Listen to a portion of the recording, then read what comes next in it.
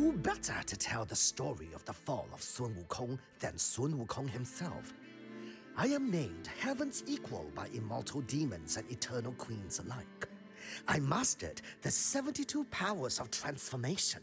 I escaped the mythical mountain after 500 years in chains. I know the names of every monkey ever born. I am the Monkey King, the greatest warrior to ever walk the worlds of reverie. My brush weaves words as gracefully as my staff wreaks havoc. I am the equal of all poets. This is my tale to tell. This is the magnificent story of the tainting of my crown by jealous, fiendish rivals which led to my great demise, doomed to walk among mortals in their shattered dreams.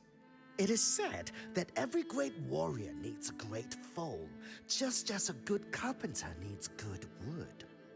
I shall defeat these nightmares who have kept their names a secret. Just as a clap cannot produce sound with a single hand, neither can a god be slain before the deaths of his rivals.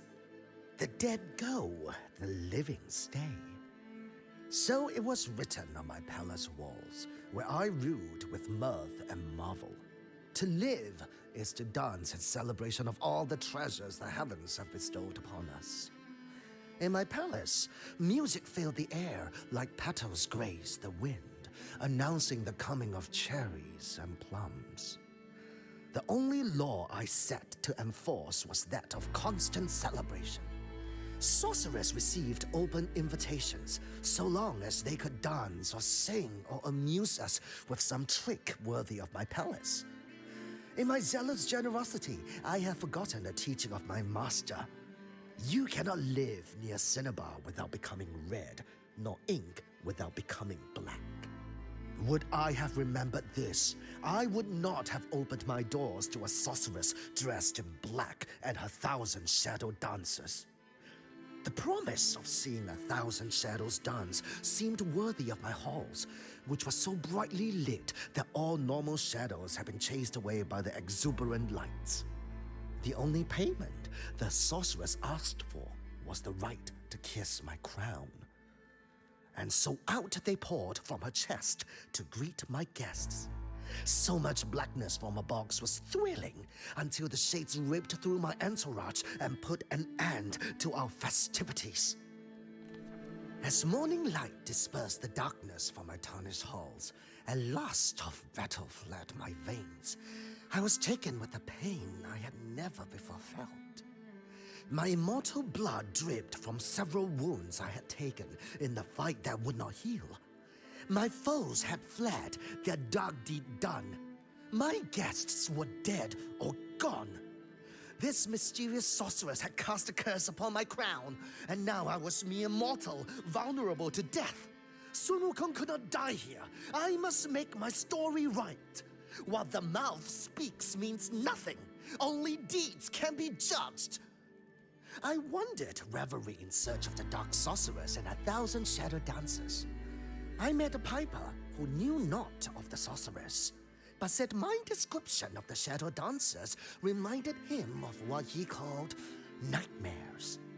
He proposed that I join the Raven's Watch and fight amongst their wardens who have vowed to rid the world of these demons. I laughed at the man and went on my way. I am Sun Wukong, Heaven's Equal. I do not fight alongside mortals. They would only slow me down. How could mortals be worthy of mention in my spectacular tale? Days went by, and I could find no trace of the sorceress who had cursed my crown. I came to feel that the shadow dancers feared me and so refused to fight. I then remembered the teaching of my master. Sit by the river long enough, and the bodies of your enemies will come floating in the current. After 7 eternal minutes of waiting that nearly drove me mad, a beautiful woman came by, her hands spitting ice, freezing the stream so she could cross. I quickly went to her and asked if she were a goddess. She replied in haste, "I am a queen. I have not time for conversation. I am chasing a nightmare." I jumped to follow her, despite her forebodings, and for a moment I thought she might turn me to ice. I am Sun Wukong, heaven's equal and the king of all monkeys. I am on a quest to defeat 1,000 shadow dancers of an evil dark sorceress. She has cursed me and made me mortal. The queen stared at me with a glare that could have frozen an ocean before saying words that put a fire into my heart. You can join me, so long as you can keep up. I have been made mortal by a treacherous sorceress, but my prowess in battle is the broth of legend's soup. I am cast of the iron reserved for statues at the Heaven's Gate. Monsters I destroyed, nightmares I chased, witchly plans I foiled.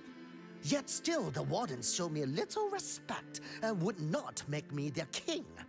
Tethered by my mortal coil, it proved difficult to outfight my unequals in battle against the monsters. I could pounce like a tiger, but no longer jump from mountaintop to mountaintop. I could run faster than a breeze, but no longer outrun the winds. Still, I made certain to be the first warrior to charge our foes in battle, even when the other wardens called for a stupider strategic approach. The fruit does not wait to fall according to the will of the tree, but rushes to the ground with determination, regardless of the bruises it knows it will suffer. I lunged, tail flying, facing 3 nightmares with nothing but my staff. For the first time in my glorious existence, I tasted the sour milk of defeat.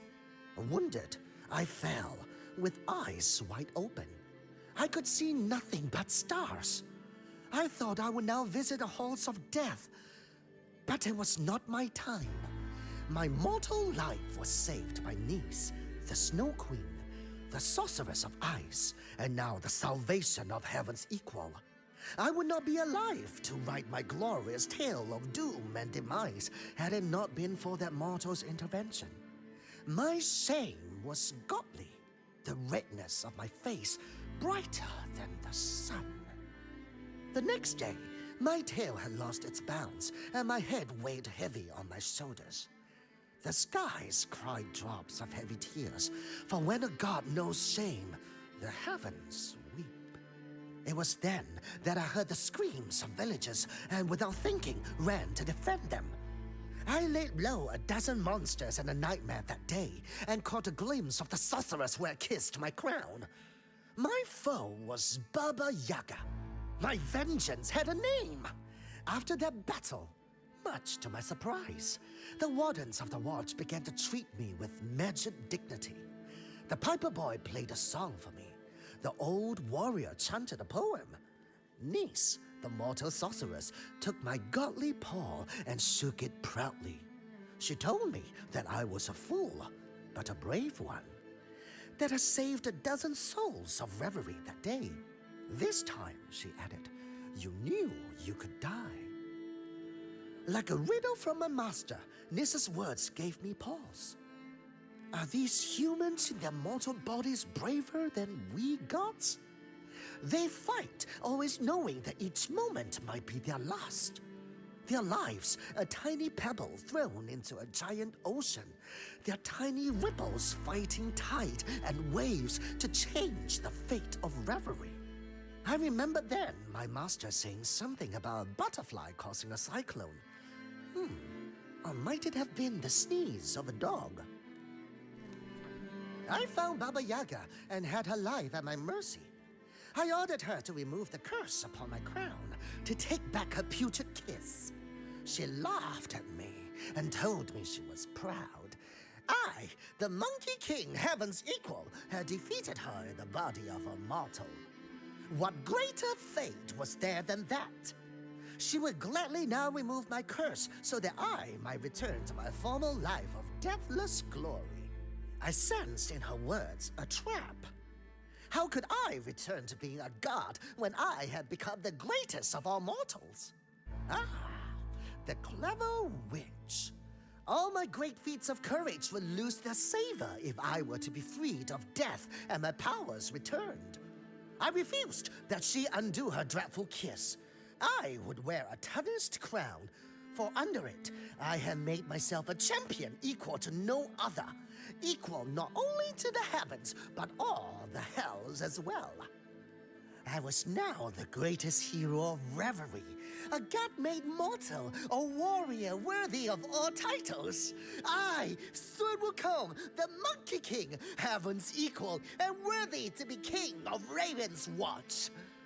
All that was left was to convince my fellow wardens.